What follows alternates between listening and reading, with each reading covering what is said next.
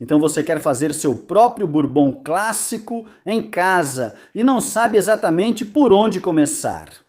Incrível! Este é o vídeo para você. Esta receita foi feita especificamente para novos destiladores conseguirem um resultado. Você vai aprender algumas técnicas legais, técnicas reais, para uma verdadeira mosturação, uma destilação de verdade, mas você vai ter uma rede de segurança. E para ser honesto, isso basicamente vai funcionar. Aviso rápido, no final deste vídeo vou te mostrar uma pequena alteração nessa receita exata. Não me entenda mal, isso continua absolutamente delicioso. Acho que podemos ajustar só um pouquinho para deixá-la mais clássica. O primeiro passo, porque isso é bourbon, é, claro, milho. Você vai precisar de 6 quilos dele. Os detalhes da receita estão na descrição abaixo, em unidades métricas e imperiais. Isso está em libras, caso tenha dúvida. E, a propósito, essa receita vai render destilado suficiente para encher um desses barris Bad Mal. E provavelmente ainda vai sobrar um pouco para você brincar. Então, voltando ao milho. 6 quilos de milho. E como eu estou na Nova Zelândia, não tenho muitas opções. Estou usando literalmente milho para ração, comprado na loja de suprimentos para fazenda de animais. Se você tem opções e quer fazer algo mais clássico, use o milho amarelo dentado, obviamente. Mas quero dizer, sinta-se à vontade para mudar isso e usar o que você quiser no lugar. O que eu sugeriria que você fizesse, a menos que tenha equipamentos especiais, é comprar o milho já quebrado, já um pouco moído, porque os grãos inteiros de milho são intensos, eles são difíceis de lidar. Mesmo que já esteja quebrado, vou passar de novo por um moinho caseiro de 2 rolos mais uma vez. Você não precisa fazer isso, obviamente, se o milho já estiver quebrado e você não tiver o equipamento, mas pedaços menores, com maior área de superfície, vão cozinhar melhor e mais rápido. Agora, você vai precisar de uma panela. Uma panela grande como essa já serve. Você pode usar quase qualquer coisa, só vai levar mais tempo. E, obviamente, se você tiver uma panela grande e funda para esse tipo de coisa, use ela. Mas o primeiro passo é encher essa panela até mais ou menos a metade, talvez um pouco menos, e colocar para ferver. Em seguida, comece a polvilhar o milho por cima e vá mexendo como um louco enquanto faz isso. Se você adicionar o grão rápido demais ou não mexer o suficiente, pode acabar com o que a gente chama de grumos. Não é um grande problema. Sinceramente, é mais fácil ir devagar e continuar mexendo. Não estou medindo o milho, só colocando na panela. Tenho 6 quilos de milho medidos, reservados e moídos, que vão para o fermentador. Tudo o que estou fazendo é adicionando até chegar a um nível manejável nessa panela. Não enche até o topo, porque o milho fervendo e borbulhando é tipo napalm. Ele vai inchar e talvez você precise adicionar um pouco mais de água de vez em quando. O próximo passo é adicionar a alfa-amilase de alta temperatura. Palavras grandes para uma enzima que não se degrada e desnatura tão rapidamente em temperaturas mais altas. Vamos adicionar essa enzima e você vai perceber instantaneamente, bom, talvez não instantaneamente, em cerca de 4 ou 5 segundos, toda a panela começa a afinar. E aquela bagunça grossa, pegajosa e parecida com um mingau de milho vai ficar mais líquida. Você ainda vai querer continuar mexendo. A última coisa que você quer é que esse milho queime no fundo da panela. Não é bom. Quando você chegar nesse ponto, a única coisa que realmente pode fazer é começar de novo, o que nunca é divertido. Então, continue mexendo. Queremos que isso fique acima de 90, 95 graus Celsius por 1 hora. Então, a maneira como eu lidei com isso, para não ter que literalmente ficar lá mexendo por 1 hora, foi levar tudo até a fervura, 100 graus, desligue, mexa bem de novo, saia, faça outra coisa no galpão por 5, 10 minutos, volte e repita o processo. Se começar a engrossar de novo, adicione mais um pouco das enzimas. E para ser sincero, eu estava fazendo essas tomadas para que ficassem boas na câmera. E eu percebi que a quantidade de enzimas que estou colocando nisso é ridícula. Vou passar a dosagem correta aqui embaixo, mas confira a dosagem das enzimas que você comprar. Depois de 1 hora cozinhando, despeje tudo isso no seu fermentador. É isso aí, pessoal. Vocês vão precisar de um fermentador e vão precisar de cerca de 95 litros de espaço no fermentador. Então, se você tiver um fermentador grande, ótimo. Se não tiver, você pode dividir em baldes menores, baldes de 20 litros, baldes de 30 litros. Se você for dividir em vários baldes agora, mantenha tudo em um só até terminarmos completamente a mosturação. É o seguinte, pessoal. A não ser que tenha uma panela grande de 20 litros para ferver, você ainda deve ter milho sobrando, certo? Então, mais água, leve para ferver, adicione o milho e mexa bastante até que esteja 3/4 cheio. Adicione suas enzimas, dilua a mistura. Se começar a ficar muito grosso porque não tem água suficiente, coloque um pouco de água fervente. Se a consistência começar a engrossar mesmo, adicione um pouco mais das enzimas. Continue por 1 hora e depois adicione isso também ao fermentador. Repita o processo até que todo o seu milho esteja cozido. Quando terminar com o milho, é hora de falar sobre os outros grãos que vão entrar nessa receita. Porque sim, um bourbon clássico normalmente é feito de milho, centeio e cevada. Segundo aviso, é importante mencionar que, obviamente, isso não é um bourbon de verdade. Quero dizer, estamos na Nova Zelândia. As proporções estão um pouco diferentes porque eu as ajustei para facilitar para os novos destiladores. E estamos colocando uma quantidade absurda de açúcar nisso. Então, não estamos fazendo um bourbon de verdade. Estamos tentando fazer algo que seja parecido com um bourbon clássico na hora de beber. Faz sentido? Primeiro, 1,65 kg de cevada maltada. Uso malte de destilaria, que é o que normalmente se utiliza em um bourbon clássico.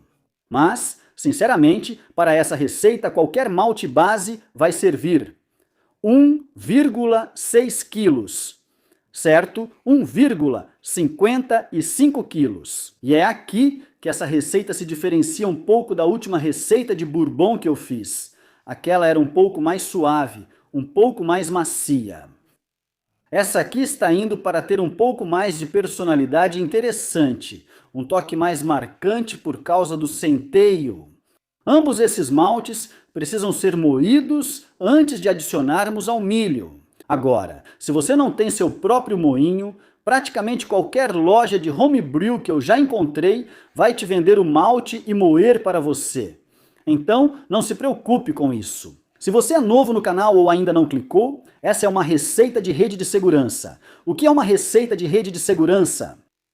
A ideia é admitir que esse hobby é complicado de começar e braçagens com grãos inteiros podem assustar. Então sim, a gente tenta. Fazemos a mostura só com grãos, mas usamos um monte de açúcar como apoio, como uma rede de segurança para garantir que a coisa toda fermente e você não coloque todo esse esforço e dinheiro nos ingredientes para acabar sem nada. Mas eu também admito que usar açúcar desse jeito acaba prejudicando o sabor geral do mosto. Adicionamos alguns grãos especiais para realçar o sabor. Tenho receitas diferentes de bebidas alcoólicas à base de grãos com essa segurança. Você pode procurá-las no YouTube.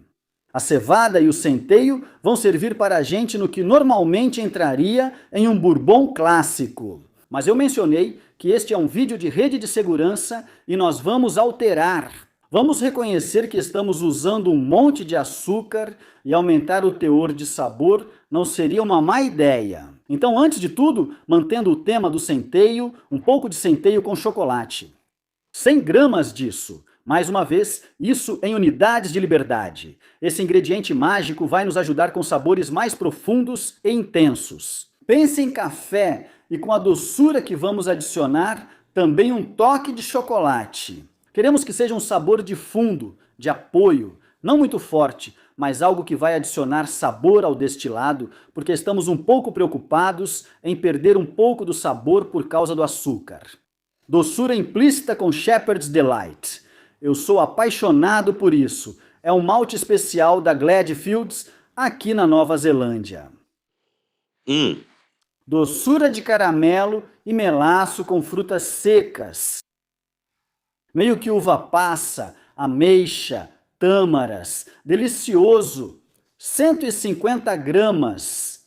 Se você não está na Nova Zelândia ou na Austrália, sinceramente, provavelmente vai achar difícil conseguir esse produto.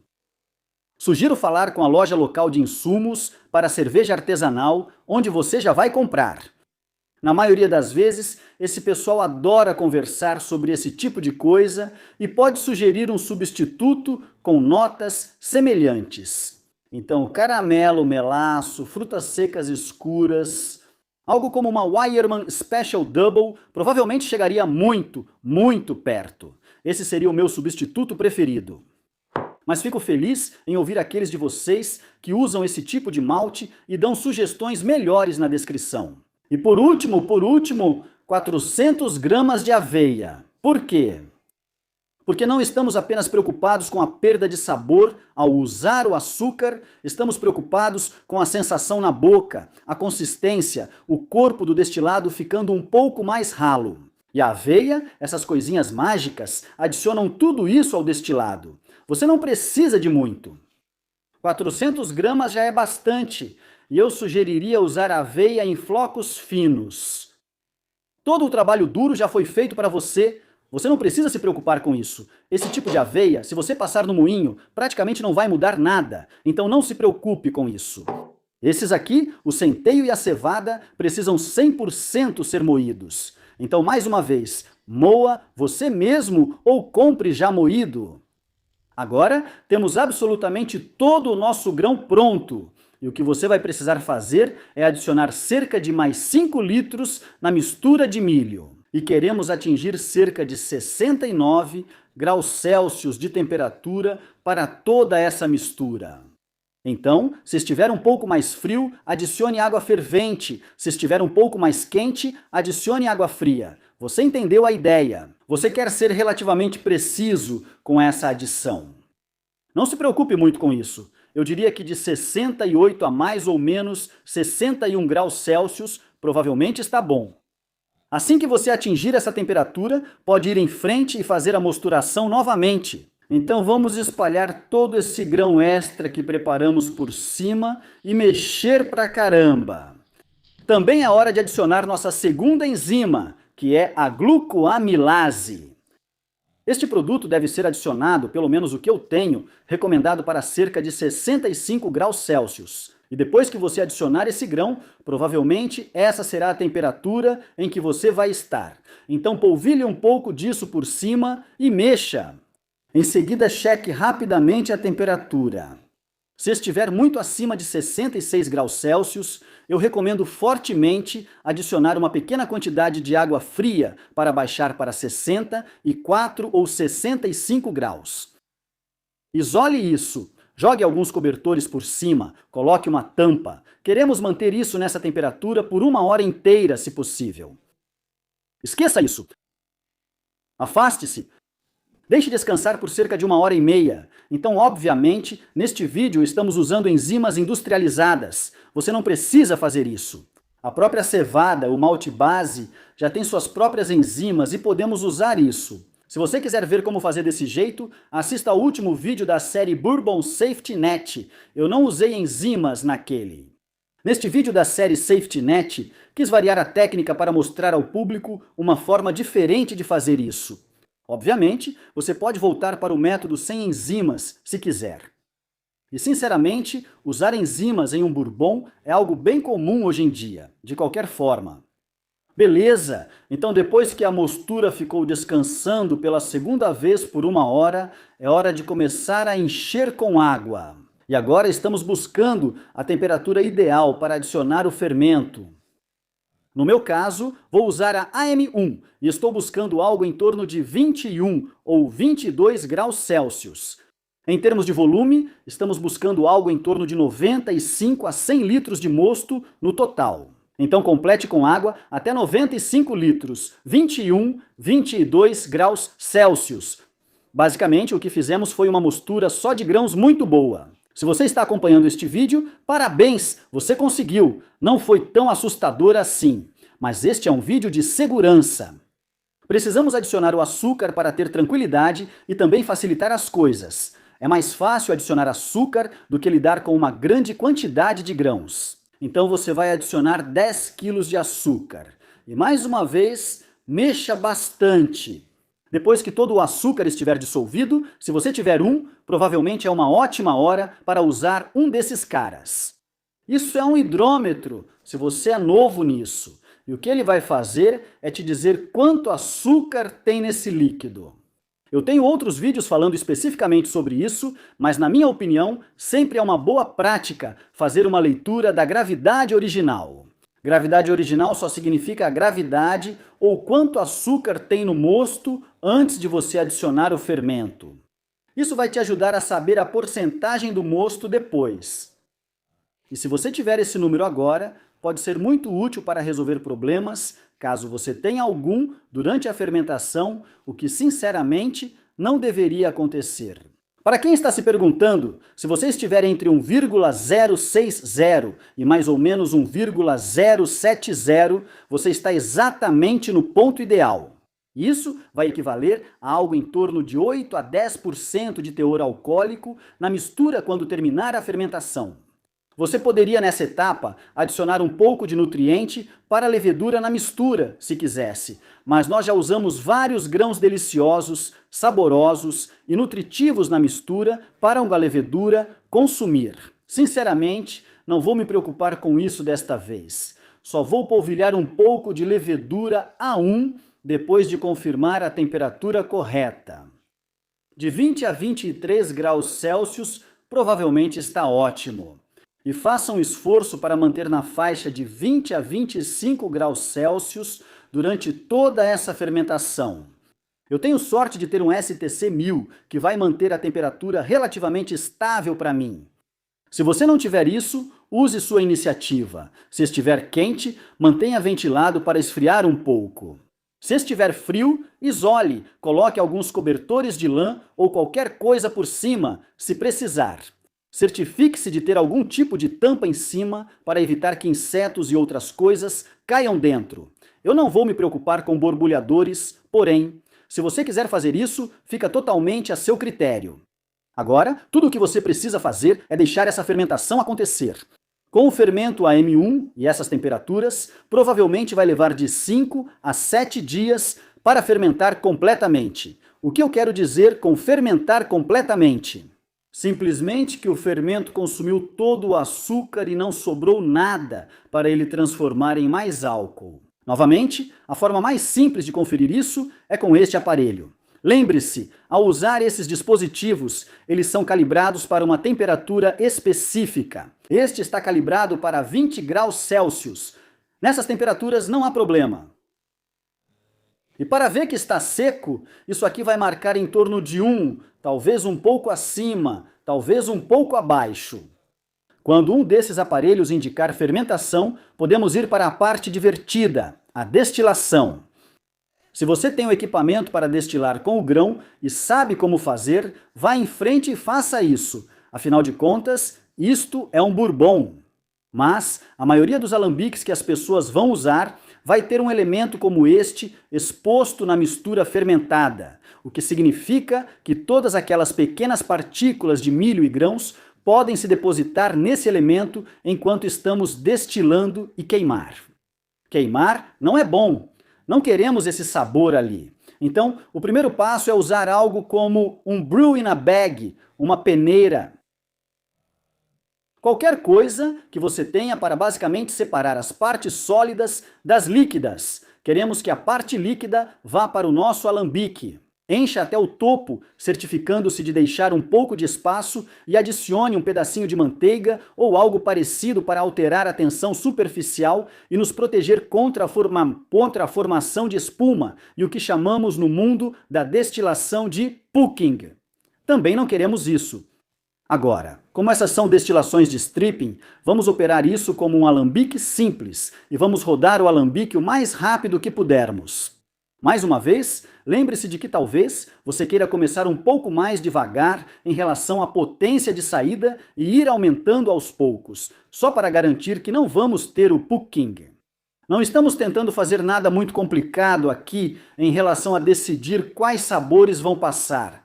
Nem rodar o alambique devagar e com precisão. Só estamos tentando reduzir o volume que sai do fermentador.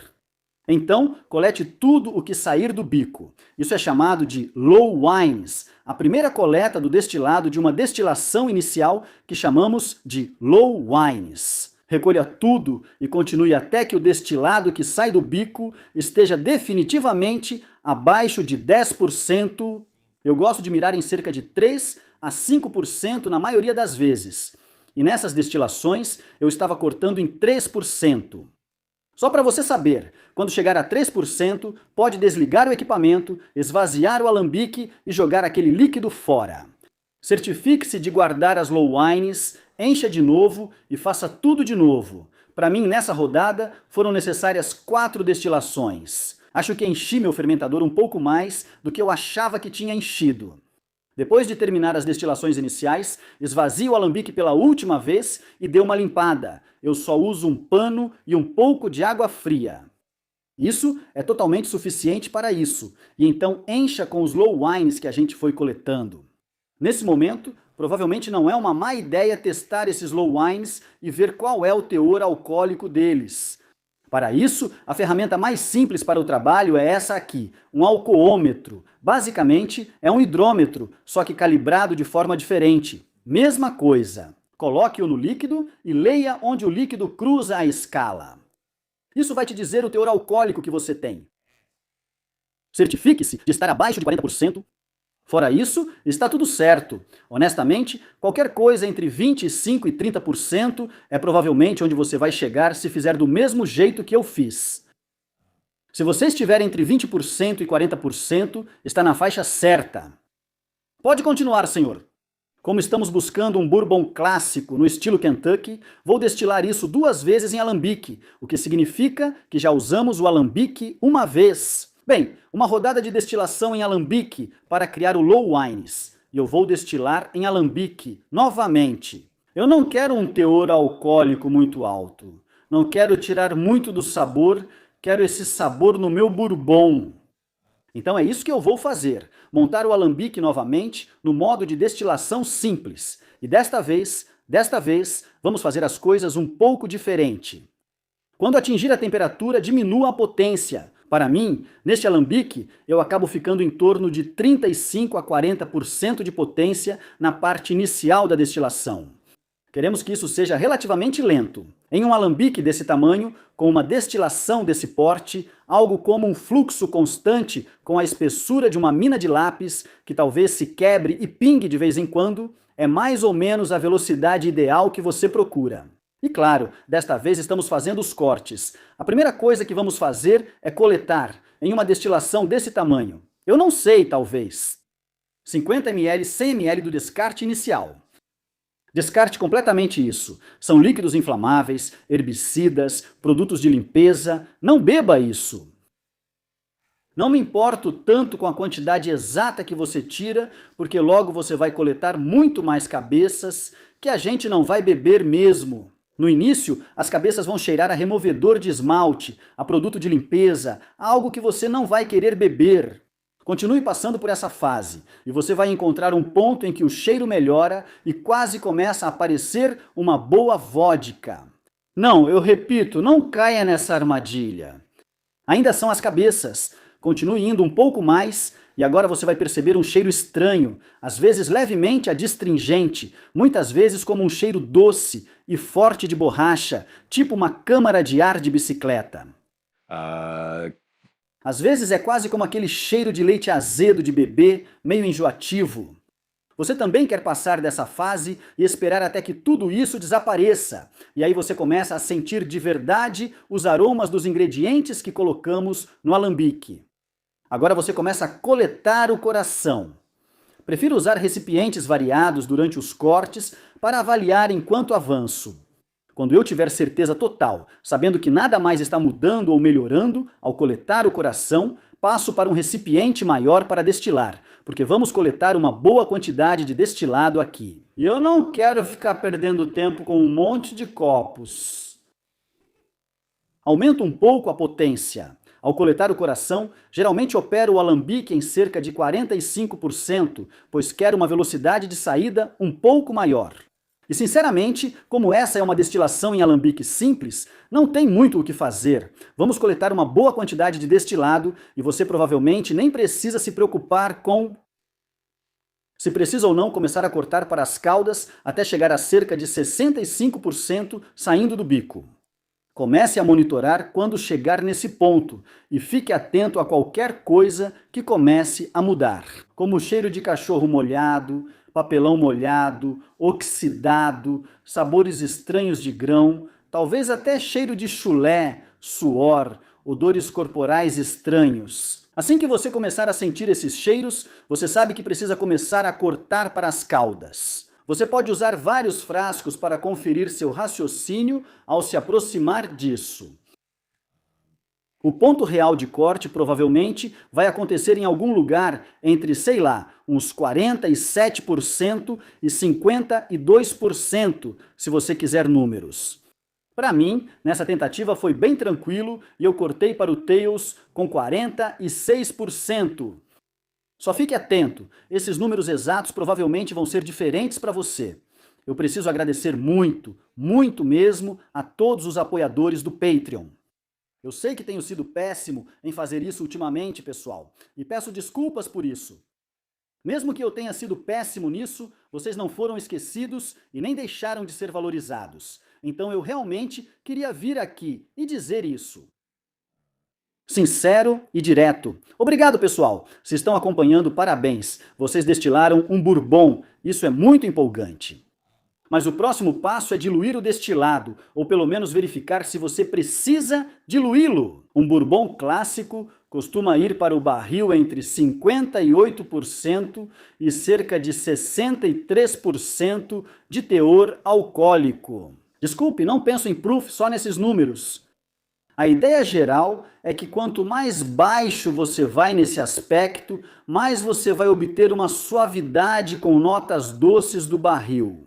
E quanto mais alto você vai nessa escala, mais você vai acabar entrando nos sabores mais intensos de especiarias do barril. Então, para mim, eu decidi deixar esse aqui mais ou menos no meio, em 61%. Mas é claro, se você tem uma preferência de sabor, ajuste na direção que você preferir.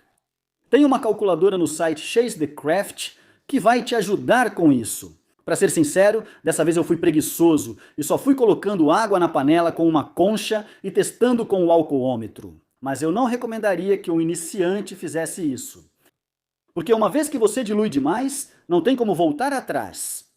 Hora de falar sobre as coisas mais interessantes. O barril Badmall. Agora, obviamente, você não precisa de um barril Badmall. Mas se quiser fazer esse tipo de coisa, bem sério, do jeito certo, como um destilador caseiro, sinceramente, essas coisas são simplesmente incríveis. Eles simplesmente fazem algo mágico que o carvalho no vidro não faz. Christopher na Badmall Legacy Barrels faz um trabalho incrível fabricando essas coisas. Se você quiser adquirir um, nós vendemos a partir do nosso depósito na Nova Zelândia aqui e também temos disponível na loja para os clientes americanos. Então, confira o ChaseTheCraft.com. Vamos falar primeiro sobre o barril Badmall e depois podemos falar sobre a opção das aduelas. Obviamente, você tem uma seleção de diferentes níveis de tosta e carbonização com o barril Badmall, e você pode fazer isso sozinho com as aduelas. Se você quiser seguir o estilo totalmente clássico, provavelmente pode escolher uma tosta mais baixa e uma carbonização mais alta. Eu decidi usar o P2 nesse caso, sinceramente, porque ainda não experimentei um destilado parecido com esse em um barril como esse. Além disso, é a combinação de tosta e carbonização favorita do Alan Bishop, então você sabe que não tem como errar com ela mesmo. Alguns truques com os barris Badmall. Primeiro, o ideal é encher totalmente os barris com água e deixá-los com a água em contato com a tampa do barril por cerca de 2 dias antes de colocar o seu destilado. Eles são um produto natural, não são totalmente selados. Dependem do contato madeira com madeira e madeira com aço para ficarem à prova d'água.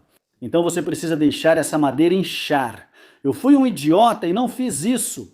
Minha solução é deixar os barris na vertical e enchê-los até o topo, assim o destilado permanece em contato com a madeira. Coloque a rolha e depois coloque um pouco mais de destilado por cima e deixe descansar por pelo menos 12 horas assim. Se começar a secar, coloque água por cima por 2 dias. Depois, vire o barril para a posição horizontal. Como você pode ver, não há vazamentos. Se você tiver pequenos vazamentos, seu melhor amigo é a cera de abelha. Passe um pouco de cera de abelha onde estiver vazando e deve ficar tudo certo. Quando você estiver enchendo, abra a torneira, isso facilita. Quando for colocar a rolha, dê algumas batidinhas leves. É só isso mesmo, porque essa rolha ela também vai expandir. E para aqueles que têm perguntado, porque eu recebi essa pergunta, quando você quiser tirar essa rolha por qualquer motivo, uma ferramenta para dar umas batidinhas leves, nada muito sério, e algumas batidas suaves em pelo menos 3 direções diferentes na rolha, e depois mexa ela para conseguir tirar. A intenção disso é deixar descansar por anos. Vai continuar melhorando cada vez mais, é isso que esses barris fazem. Ótimo! Se você quiser fazer algo um pouco mais rápido, e com essa receita, provavelmente vai sobrar um pouco. Você pode fazer algo assim. Use as varetas de maturação Chase the Craft, disponíveis novamente na Nova Zelândia, Estados Unidos, Austrália, Canadá e outros destinos desses armazéns. Eu dei uma leve tostada no forno, apenas 120 graus Celsius e só por meia hora. E então eu dei uma boa queimada com o maçarico. Então, na verdade, com uma tostagem mais leve e provavelmente um pouco mais de queima do que esse camarada aqui. Se você quiser apressar as coisas e obter um resultado mais rápido, minha recomendação é fazer o tratamento térmico, não os ciclos de aquecer e esfriar, nem o ultrassônico. O tratamento térmico simplesmente funciona melhor. Então coloque isso em um banho-maria a cerca de 45, 50 graus Celsius. Deixe descansar por cerca de 3 ou 4 horas e depois retire. Levando isso ainda mais adiante, um pouco de carvalho solúvel. Coloquei 5 ml aqui. Isso vai ajudar com a sensação na boca e o corpo mais do que qualquer outra coisa em um destilado novo. E depois de fazer essas duas coisas, deixar isso descansar só vai melhorar cada vez mais. Isso aqui tem cerca de 1 semana agora, é um ponto muito bom para dar um salto de qualidade. E depois disso, 1 mês, 3 meses, 6 meses, são os pontos em que parece que a qualidade dá um salto. Outra coisa legal de fazer desse jeito é que você pode brincar um pouco. Você pode fazer um lote assim e dividir em 6 potes de tamanho razoável e brincar com diferentes tipos de tosta, diferentes níveis de queima, diferentes períodos de tempo. Você pode estar bebendo o primeiro pote em 2 semanas. E o 6º pote você pode deixar por, sabe, 1 ano. E nesse ponto será um produto melhor. Mas enfim, vamos provar isso como está agora e especular sobre como vai estar daqui a 1 ou 2 anos. Hora da degustação. Vamos colocar um pouco disso em um copo. E como eu disse, isso ficou descansando por cerca de 1 semana agora. Isso é bem agradável. Definitivamente milho e definitivamente carvalho são as 2 coisas que notei de imediato. E depois disso, sinto aquela nota de Shepherd's Delight. No momento, o que mais sinto é melaço com uva passa. Vou ser sincero com você, ainda cheira como um bourbon bem jovem. O aroma ainda não é muito complexo ou intenso. E eu estou sentindo um pouco daquele aroma de etanol também. Mas, considerando que tem só 1 semana, é um resultado realmente sólido. O paladar é melhor do que o aroma. Muito mais complexo porque estou sentindo mais do malte especial e mais variedade e sabor da madeira de carvalho. Há um pequeno problema que já comento. Antes, as outras coisas boas. Na boca, ele é bem mais encorpado, cremoso e rico do que o aroma faria você pensar que seria. O milho definitivamente ainda está lá. O pequeno problema é que estou sentindo um pouco demais do Shepherd's Delight e do chocolate. Isso não são coisas ruins. Na verdade, eles são deliciosos e simplesmente puros. É muito gostoso.